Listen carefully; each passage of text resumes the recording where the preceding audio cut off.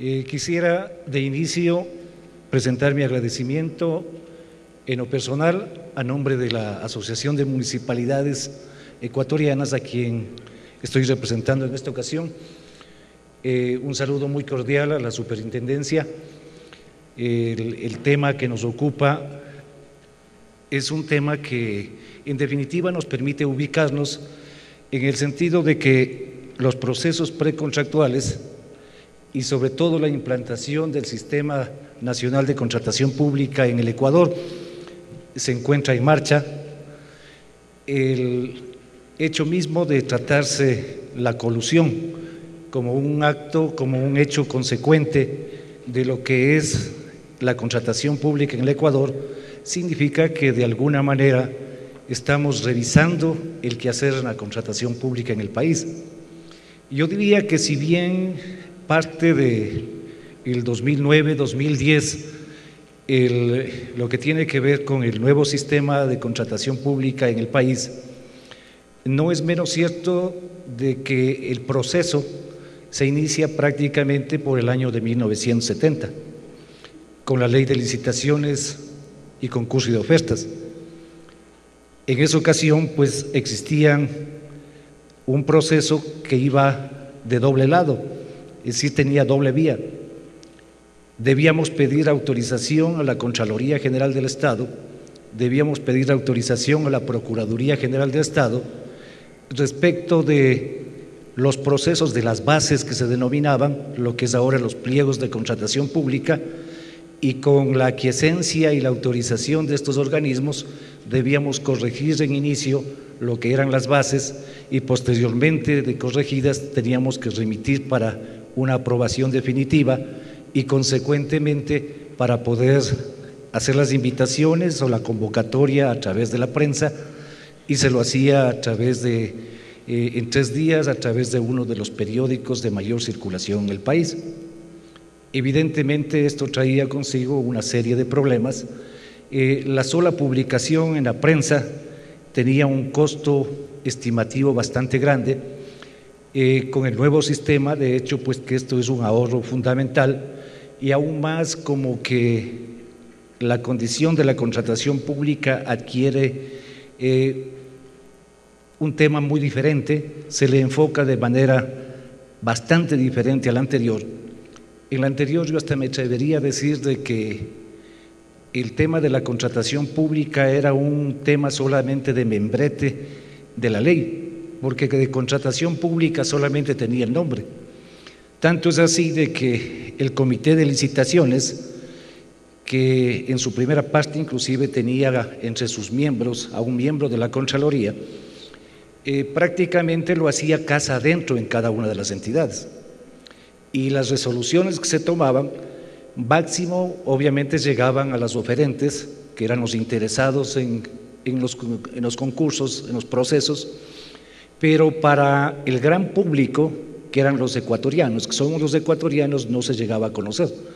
Solamente con este nuevo sistema, cosa que le veo por demás interesante, y además permite ya traslucir los resultados en todo el proceso.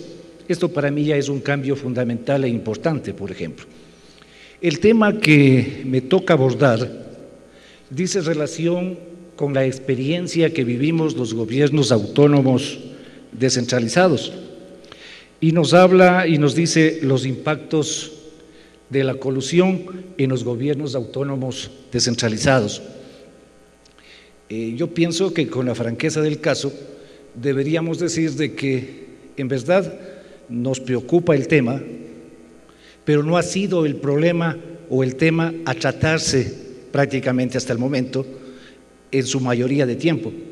¿Por qué? Porque hemos estado preocupados, en definitiva, todas las instituciones, todo lo que significa el sector público, ha estado preocupada en procurar que el sistema de contratación pública se aplique en cada una de las entidades, a tal punto de que ha habido una confusión inicial en el que se creía que contratarse o experto en contratación pública era aquella persona que sabía elevar al sistema y manejar perfectamente el sistema, capaz de que nos dé un resultado que era la adjudicación. En la práctica, todas aquellas personas que manejaban el sistema de una u otra manera asumieron la condición de que eran expertos en contratación pública. Ahora vienen, en cambio, las consecuencias de los procesos de contratación pública y por ende viene una participación activa de abogados, de expertos en el quehacer financiero institucional, en auditoría, en contraloría, que dicen cuáles han sido las consecuencias de un buen o mal manejo. Cuando le escuchaba al delegado de la Contraloría, en definitiva, pues se me iba formando en mí un esquema de lo que viene siendo la contratación y cuáles son las problemáticas que se tienen que abordar de aquí en adelante. En la práctica, la implantación del sistema de contratación pública trajo consigo una serie de novedades. El mismo uso del Sistema Nacional de Contratación Pública, ese ya era una novedad.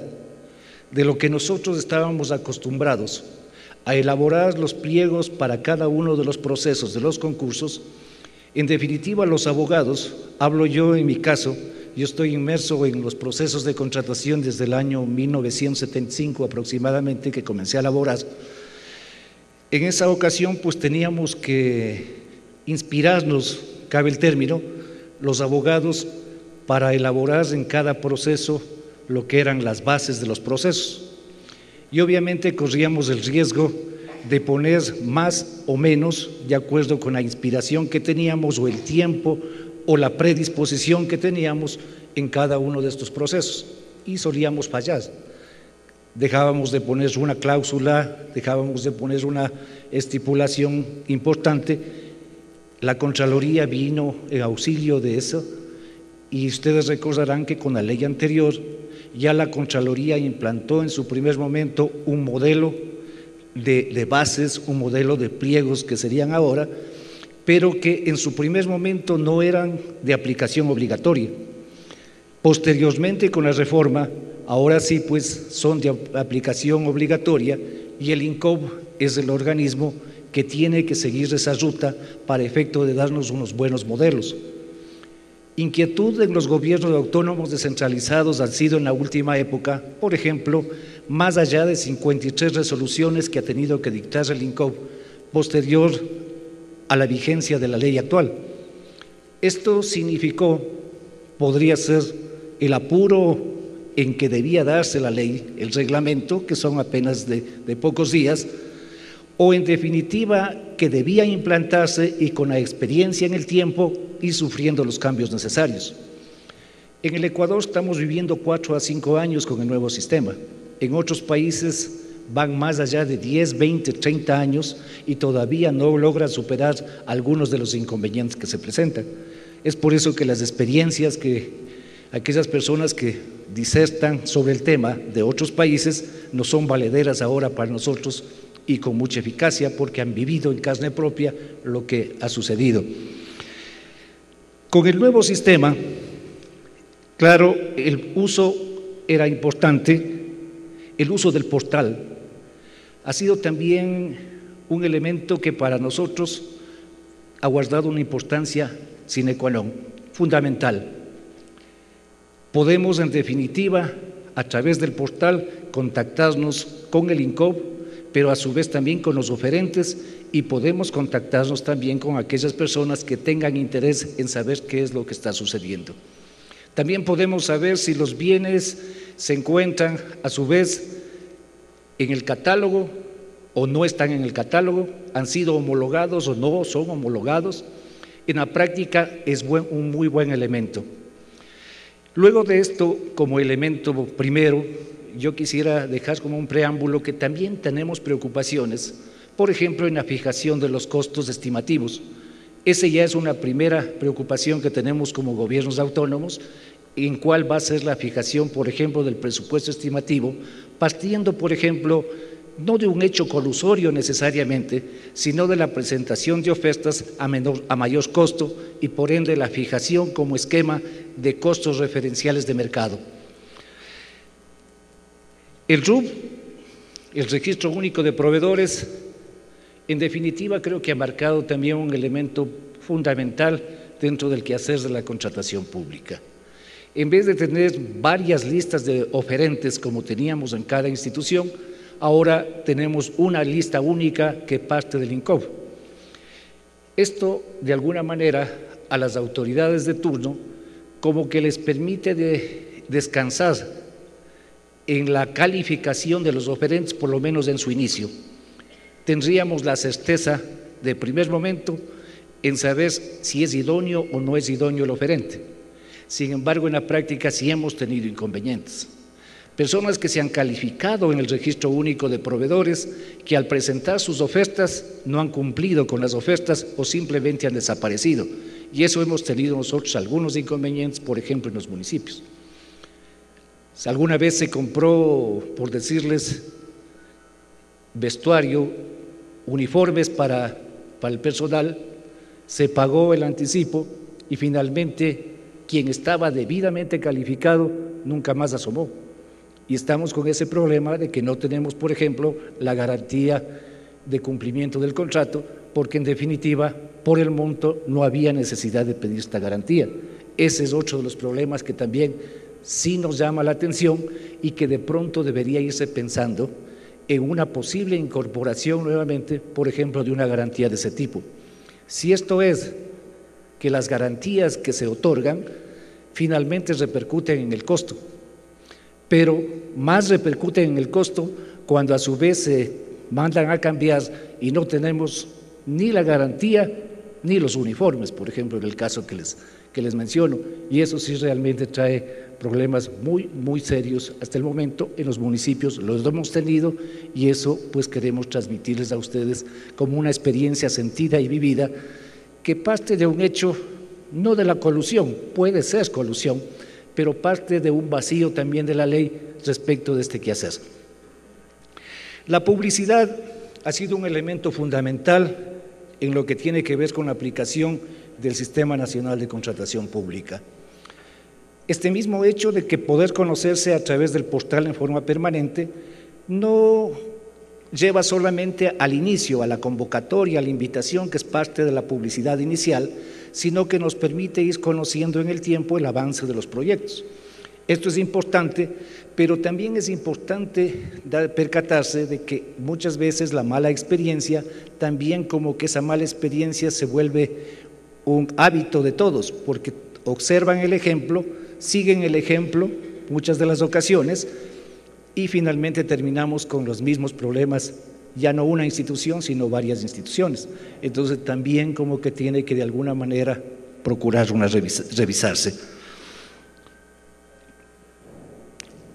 La división de los procesos precontractuales por el monto y a su vez también por aquello que se va a hacer, que se va a adquirir o que se va a prestar en el caso de servicios, nos parece también una experiencia muy importante, bastante interesante, pero que en muchos de los casos y lo que tiene que ver con los gobiernos autónomos descentralizados, generalmente tenemos un 90% aproximadamente de municipios de los denominados pequeños y por ende los presupuestos van en rangos menores y siendo los rangos menores estamos generalmente en lo que tiene que ver con menor cuantía. Al ser menor cuantía podemos o estamos en la posibilidad de invitar en muchas de las ocasiones en forma directa y por ende pues se ha hecho o se está haciendo una costumbre de todo del quehacer administrativo porque ese es nuestro rango de actuación. Son pocas las licitaciones que tenemos. En municipios grandes sí las tenemos, pero en municipios pequeños, que son la gran mayoría de nuestros asociados, estamos por el rango de la menor cuantía y manejamos muchísimo también la ínfima cuantía. El cronograma de trabajos, el cronograma para nosotros es importante, es vital. Nos parece que guarda una armonía entre la necesidad y el tiempo también en el que se requiere esa necesidad. Pero sin embargo, al aplicar el cronograma, muchas de las ocasiones, por no conocer bien el sistema, bastantes temas precontractuales, bastantes procesos se han caído. Y eso no son pocas las instituciones en las que ha sucedido. Si observamos a su vez el registro que tiene el propio INCOB respecto de los procesos declarados desiertos o los procesos que se han caído por no aplicar exactamente el cronograma, tenemos un porcentaje bastante elevado. El INCOB como organismo rector nos pareció a nosotros desde siempre una gran experiencia. Había necesidad de una institución que maneje la contratación pública como visos de modernidad, que observe a la contratación pública como un elemento necesario. La mayor parte del gasto nacional va por vía de contratación pública, es decir, el comprador mayoritario en el país es el Estado. En definitiva, siendo esa la necesidad, también tenemos que ponerle el apoyo necesario y tenemos que dar la importancia necesaria. Por eso es que el trato de la colusión en esta ocasión, en lo personal, me parece un tema importante, sí, por lo que eso significa. Más importante lo considero porque comienzan a tratarse de elementos que antes no se los trataba de ver y que simplemente se tomaba como un hecho de que el proceso precontractual era ya prácticamente el culminarse de una gestión y que estaba todo bien. A la postre vemos que sí está bien, pero que hay necesidad de ciertos cambios, de ciertas aclaraciones que hay que ir haciendo en el tiempo. Pensamos de que las resoluciones del INCOB deben irse resumiendo, ya no deben ser tantas las resoluciones del INCOB. Esas resoluciones deberían aplicarse a una ley, a la ley orgánica del Sistema Nacional de Contratación Pública, para que no nos suceda lo que nos sucedía antes. En definitiva, los expertos se consideraban aquellos que conocían el conjunto de leyes de la administración pública. Y si en alguna ocasión desconocíamos una dentro de las 1000, entonces ya no éramos tan expertos. Ahora va a pasar que tenemos tantas resoluciones que si desconocemos una sola resolución ya no somos tan expertos en contratación pública. Entonces tenemos que ir abreviando, lo que significa ahora resolución tras resolución. Lo más importante debe pasar a ser parte de la ley. Y siendo parte de la ley, pues ya no corremos el riesgo de tener una codificación a futuro y tener codificación de resoluciones, no de leyes. Les decía que la eliminación de garantías para nosotros es una preocupación muy grande por el evento mismo del ejemplo que les di. Y la garantía de fiel cumplimiento, la garantía de seriedad de la oferta, también es importante. Prácticamente ya no ponemos garantía de seriedad de la oferta. Se presentan las ofertas y buenamente si presentan la oferta como tal, si lo hacen en buena hora, si no lo hacen, pues también no ha pasado nada. En definitiva, salvo el hecho de que sea calificado, adjudicado, le declaramos en definitiva como un oferente, como contratista incumplido y se incluye dentro de la lista de los contratistas. Pero no pasa nada más allá de eso. Entonces, sí creemos nosotros de que hay necesidad de incluir este tipo de garantías. La garantía técnica, claro, está. La garantía por el anticipo también está, pero las otras como que son importantes también. En el tema de la colusión, hay dos hechos que deben tomarse muy en cuenta. Uno es el hecho mismo de la colusión como tal y otro es el acto de corrupción. En la colusión, los oferentes se ponen de acuerdo y en definitiva bajo ese concepto imponen precios de mercado, condiciones de mercado, corre el riesgo de que la calidad se disminuya por el mismo hecho de no tener a su vez premura por efecto del precio. Y otro es el hecho también aparte que es la corrupción. En ese caso ya nos ponemos de acuerdo Estado con oferentes. Lo uno es grave, pero lo otro también es grave y quizás es mucho más. Pero es que a ratos como que sin querer nos arrastran hacia eso, pues. porque dicen elaboren los pliegos. Al elaborar los pliegos, ustedes tienen que poner las características a la finura suficiente, capaz de simplemente con las características identificar aquello que nosotros queremos. Muchas de las ocasiones vamos a la finura en extremo y solamente nos falta poner nombre y apellido. Y en definitiva, el monopolio lo estamos creando el Estado mismo a través de las instituciones públicas.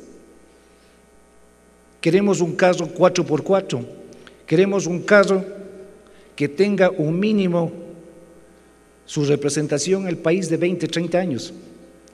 Queremos un carro que a su vez tenga mantenimiento en cada uno de los cantones del país o en las provincias, las capitales de provincia. ¿Cuántas empresas tenemos en el país de esas? 1, 2, 3. Si eso no se llama monopolio, yo no sé qué se llama monopolio, pero eso está en la ley. Ese ha sido el concepto y ese ha sido también el consejo que se nos ha dado. Claro, es que si también queremos comprar un carro con una marca desconocida, corremos el riesgo de que comprado el vehículo a los 6 meses ya no vale. Entonces también es un inconveniente grande. No tenemos un mercado tan amplio como para poder llegar a esa finura. Los municipios tenemos mucho problema con los oferentes locales, porque se entiende que los municipios estamos más cerca de lo que van a ser los oferentes locales, pero no tenemos ofertas. Si no tenemos ofertas, entonces no tenemos oferentes, por ende no podemos aplicar esta parte que tiene que vender con los oferentes locales y darles a su vez también la fuerza suficiente para que el comercio y el mercado se expanda. De hecho es que tenemos que ir al mercado de la provincia y generalmente tenemos que ir al mercado nacional.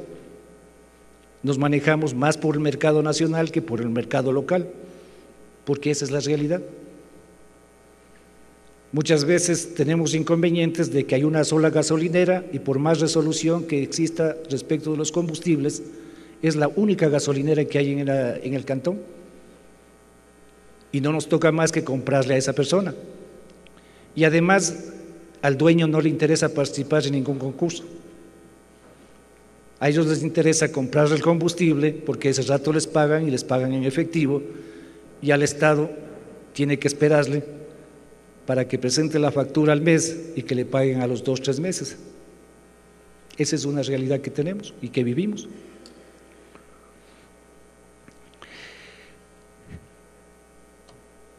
Con las herramientas hemos procurado, yo les decía, de que tenemos 2 defectos de por medio, la colusión y la corrupción, pero que también tienen otros efectos. La competitividad.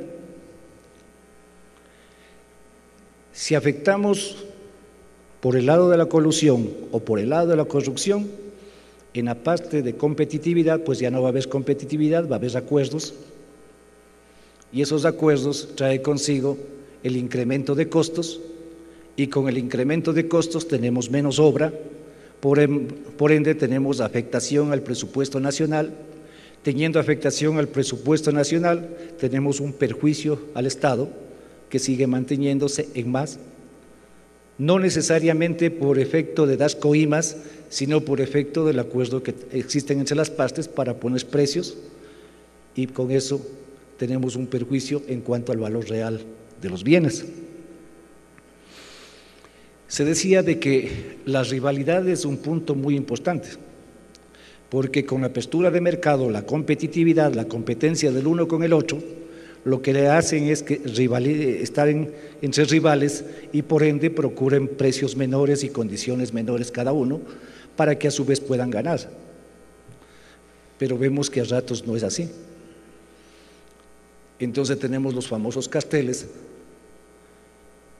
y nos vemos con estos grandes inconvenientes. Por ende, la calidad, los precios son un problema también que vivimos, ¿no? En el artículo 47 de la Ley Orgánica del Sistema Nacional de Contratación Pública, cuando se hace el cálculo del presupuesto referencial, nos dice, en los procesos de negociación, la entidad contratante deberá disponer de información respecto de las condiciones de mercado del bien o servicio a adquirir, para lo cual tomará en cuenta, sin que sean exclusivos, los siguientes elementos. 1. Precios de adjudicación de bienes o servicios similares realizados a través del portal www.compraspublicas.gov.es. 2. Proformas de otros proveedores del bien o servicio a contratar. 3. Información sobre el precio del bien o servicio que se pueda obtener de otras fuentes, como cámaras o bolsas de productos, internet, entre otras. Si ustedes le leen con detenimiento este artículo, prácticamente es un artículo a tomarse muy en cuenta. Si hay acuerdo de precios, en la ley está diciendo que nosotros como entidad pública, que el INCO como entidad pública, que el Estado como entidad pública tome estos costos como referencia. Por ende, por ley, legalmente, estamos aumentando el costo de los bienes a nivel nacional. No hay necesidad de colusión, está en la ley.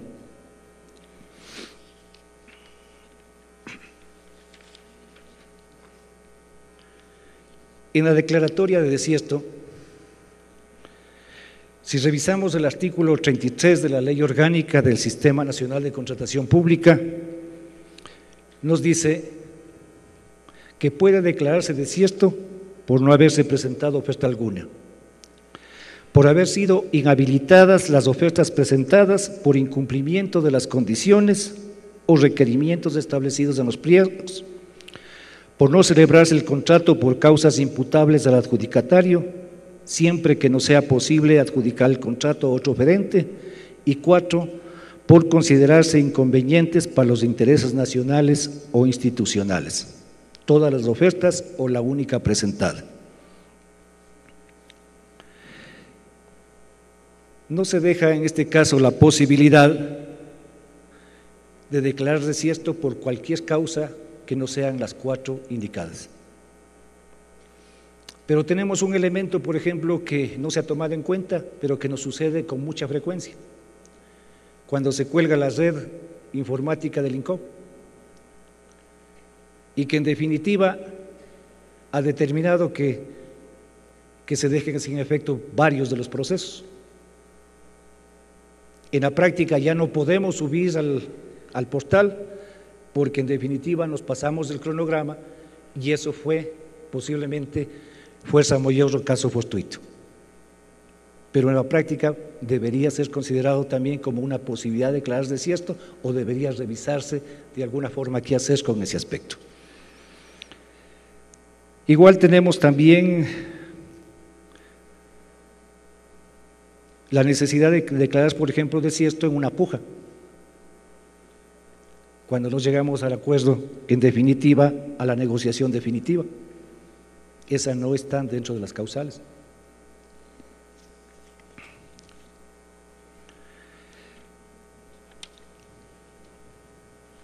Bueno, lo otro tiene que ver con relación con las garantías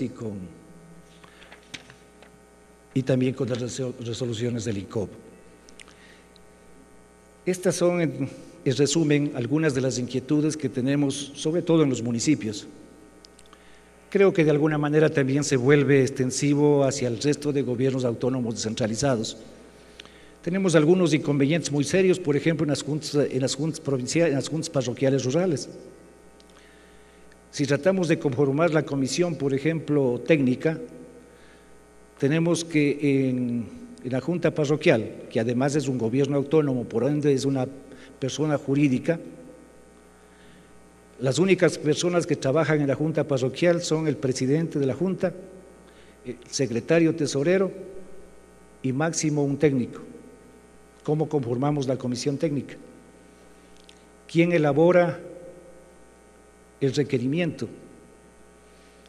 ¿Quién a su vez es el administrador del contrato? ¿Cuál es el fiscalizador de la obra? Entre otras necesidades que se presentan. Por ende, pues como que el problema se vuelve mayor y tenemos que ir revisándolo. Muchísimas gracias.